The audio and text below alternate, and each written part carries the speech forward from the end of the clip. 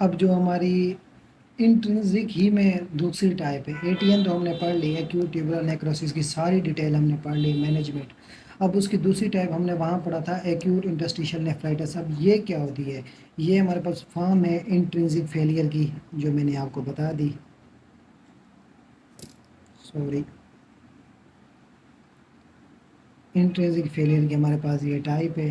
اب اس میں کیا ہوتا ہے کہ جو ٹیوبیولز کا ڈیمیج ہے نا وہ آئیڈیوپیتھک بیسس پہ ہوتا ہے. یہ چیز یاد رکھنے والی ہے. ٹیوبیولز ڈیمیج ڈیو ٹو ایڈیوپیتھک بیسس پہ. اب ہمارے پاس اس کے کازز پہ ہم آ جائیں تو کازز میں ہم کیا پڑھیں گے؟ اس کے کازز میں ہمارے پاس جو موسٹ کامن کاز ہے اس کا وہ ڈرگز ہے. ڈرگز ہمارے پاس پینسلین ہے، سفیلوسفورین ہے، ہمارے پاس ریفمپن ہے جو ٹی بی کے لیے یوز ہوتی ہے، کوئنولونز وغیرہ ہیں. تو ڈرگز اس کا کامن کاز ہے، یہ آپ نے یاد رکھنا ہے. اب کوئی انفیکشن بھی ہو سکتا ہے ہمارے پاس. انفیکشن میں کون سا انفیکشن؟ پائلونیفرائٹس ہو سکتا ہے، آٹو امیون ڈیزیز ہو سکتی ہے ہمارے پاس. کون سی؟ سجوگرنز، یہ آپ نے پڑھی ہوگی، جو ہمارے پاس نیزل میوکوزا کو اورل میوکوزا اور نیزل سیپٹم کو انوالو کرتی ہے، ڈیمیج کرتی ہے. سجوگرن آٹو امیون ڈیزیز ہے. دین آگے ہم آئیں گے اس کے کلینکل کورس کی طرف.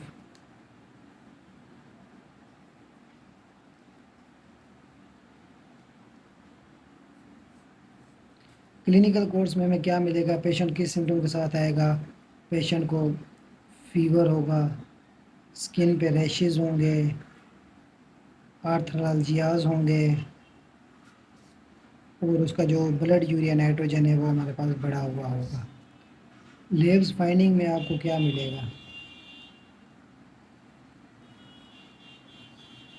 لیبس فائنڈنگ میں کیا ہوگا؟ کاسٹ. یہ موسٹ امپورٹنٹ چیز آ رہی ہے ہر جگہ. پری رینل میں کون سا کاسٹ تھا؟ ہیالین کاسٹ تھا. انٹرنزک میں ہمارے پاس مڈی براؤن کاسٹ تھا. یہاں پہ نمبر 3 پہ ہمارے پاس کون سا کاسٹ ہے؟ R B Cs, W B Cs. اور یہ بات آپ نے لازمی یاد رکھنی جو ڈیفائن کر رہی ہے ایزینوفلز ہمیں ملیں گے. ٹھیک، بلڈ یوریا نائٹروجن بھی دیکھیں گے، فریکشنل ایکسکریشن سوڈیم کا لیول، یورین سوڈیم، یورین اوسمولیلٹی دیکھیں گے ہم اس میں. بلڈ یوریا نائٹروجن میں نے آپ کو پہلے ہی بتا دیا، اور کریٹینین کی ریشو بھی اس کے ساتھ دیکھیں گے، 20 سے کم ہوگی. جبکہ انٹرنزک کی اس ٹائپ میں کیا تھی؟ اس ٹائپ میں بھی ہمارے پاس کم تھی، اس میں بھی کم ہے. وہاں پہ فریکشنل 2% سے زیادہ تھی تو اس میں بھی زیادہ ہوگی.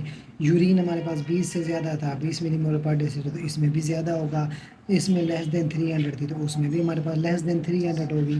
تو ساری چیزیں وہی ہیں، صرف آپ کو اس میں جو چیز یاد رکھنی ہے وہ ایک آپ کو یاد رکھنا ہے کہ کاسٹ کون سا یوز ہو رہا ہے، ڈبلیو بی سیز کا، آر بی سیز کا، ایوزینوفلز کا. کلینکل فائنڈنگ آپ نے یاد رکھنی ہے. آٹو امیون ڈیزیز کون سی ہوتی ہے؟ سجورگن یاد رکھنی ہے. مین کاز ڈرگ ہوتا ہے اور آئیڈیوپیتھک بیسس پہ ہوتا ہے. آپ نے یہ چیزیں یاد رکھنی ہے، ٹھیک ہے. دین ہم اس میں کیا دیکھتے ہیں کہ لیبورٹری فائنڈنگز ہم نے دیکھ لی،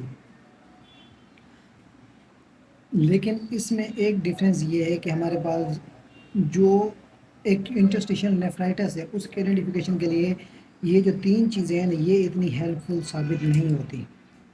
یہ ہم نام بھی کرائیں تو مسئلہ نہیں ہے. ہمیں صرف کاسٹ کروانے ہیں اور ایزینوفیلیاز میں کرنے ہیں، اور یہ بلڈ یوریا نائٹروجن اور کریٹینین کا لیول دیکھنا ہے. دین آگے ہم جاتے ہیں ٹریٹمنٹ کی طرف، مینجمنٹ کی طرف. تو آئے اب ہم مینجمنٹ میں آئیں گے. مینجمنٹ میں ہم سب سے پہلے کیا کریں گے؟ جیسا میں نے آپ کو پہلے ہی بتایا تھا، اسٹیبلش کریں گے اور کریکٹ کریں گے جو ہمارے پاس انڈر لائن کاز ہے. دین ہمارے پاس اگر پیشنٹ ہمارے پاس ہائپوولیمیا ہے تو ہم جتنی جلدی ہو سکے گا اس کا ولیوم کو ریسٹور کریں گے. آئنوٹروپک ڈرگ دیں گے جو میں آپ کو آلریڈی بتا چکا ہوں، اس لیے میں دوبارہ نہیں لکھ رہا، تاکہ اس کا جو بلڈ پریشر ہے وہ نارمل ہو سکے. اگر ہمارے پاس کوئی پیشنٹ سیپٹک کے ساتھ آیا ہے تو ہم اس کے لیے بلڈ کلچر کروائیں گے اور امی پیرک اینٹی باڈیز دیں گے. دین کورٹیکوسٹیرائڈ یوز کریں گے. اب کورٹیکوسٹیرائڈ سوال پیشنٹ یہاں آتا ہے کہ کیوں یوز کریں گے. کورٹیکوسٹیرائڈز ہم اس لیے یوز کرتے ہیں، یہ ایکسلریٹ کرتے ہیں کس کو، کس کی ریکوری کو ایکسلریٹ کرتے ہیں، ریکوری ان ایکیوٹ انٹرسٹیشن نیفرائٹس میں. ایکیوٹ انٹرسٹیشن نیفرائٹس میں ہمارے پاس جو اس کی ریکوری ہے اس کو ایکسلریٹ کون کرتا ہے، یہ بات آپ نے لازمی یاد رکھنی ہے، کورٹیکوسٹیرائڈز کرتے ہیں. دین اب آگے ہمارے پاس ٹریٹمنٹ آ جاتا ہے، تو ہم ٹریٹمنٹ میں کیا دیکھیں گے. ہائپر کیلیمیا ہے اگر پیشنٹ کو، جیسا کہ ہم پہلے بتا چکے ہیں، تو ہائپر کیلیمیا میں ہم کیا کیلشیم گلوکونیٹ دیں گے جو ہمارے پاس فرسٹ اسٹیپ ہے.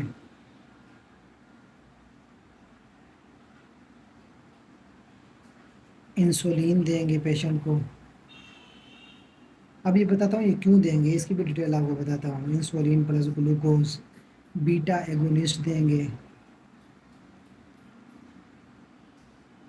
کیگزیلیٹ دیں گے. اب یہ سب کیوں دیں گے، اب میں آپ کو بتاتا ہوں اس کے بارے میں. آئیں اب ہائپر کیلیمیا ہے اگر پیشنٹ کو، تو ہم اس کو کیلشیم کیوں دیں گے، کیلشیم گلوکونیٹ کیوں دیں گے. یہ ہمارے پاس کارڈیو پروٹیکٹیو ہے اس لیے دیں گے.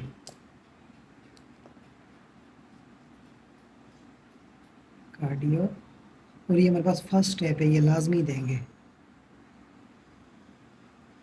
دین انسولین اور گلوکوز کیوں دیں گے، کیونکہ یہ ٹمپریلی شفٹ کرتا ہے پوٹاشیم کو سیل کے اندر.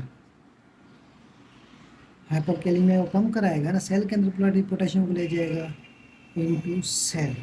دین بیٹا ایگونسٹ کیوں دیں گے، بیٹا ایگونسٹ ہم اس لیے دیں گے کہ یہ سیلز میں پوٹاشیم کی ری اپٹیک کو انکریز کرتا ہے.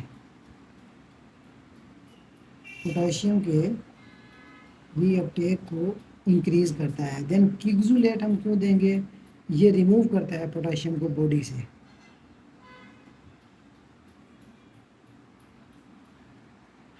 اب دیکھا کیا باتیں ہو رہی تھی، اگر پیشنٹ ہائپر کیلیمیا کے ساتھ آیا تو اسے کیلشیم